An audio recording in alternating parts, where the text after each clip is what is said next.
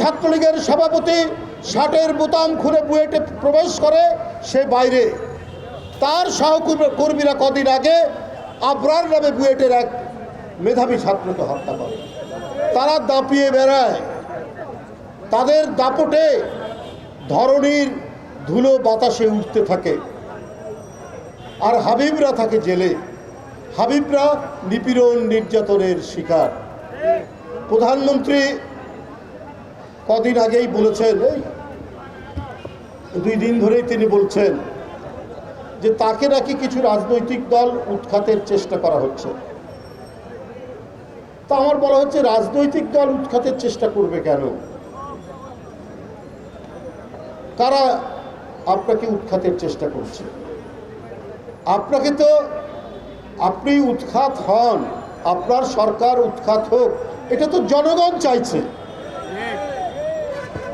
আর ক্ষমতায় আসা না আসা এটা কোনো রাজনৈতিক দলের উপর তো নির্ভর করে না, এটা নির্ভর করে জনগণের উপর। আপনি জনগণের সেই মালিকানা কেড়ে নিয়েছেন, সেই অধিকার কেড়ে নিয়েছেন, আপনি ডাকাতের মতো ভোটাধিকার আপনি হরণ করেছেন। তো সুতরাং আপনাকে উচ্ছেদ করতে যাবে কেন? এবং আপনি যদি উৎখাত হন কোনো না কোনোভাবে, আমরা চাই না আপনার জীবনের উপর, আপনার সহায় সম্পদের উপর কোনো হামলা হোক, এটা আমরা চাই না। এটা আমরা কখনোই কায় মনোবাক্যে এটা আমরা মনে করি না। কিন্তু আপনি ক্ষমতা থেকে চলে যাক আপনার সরকার, এইটা কিন্তু জনগণ চায়।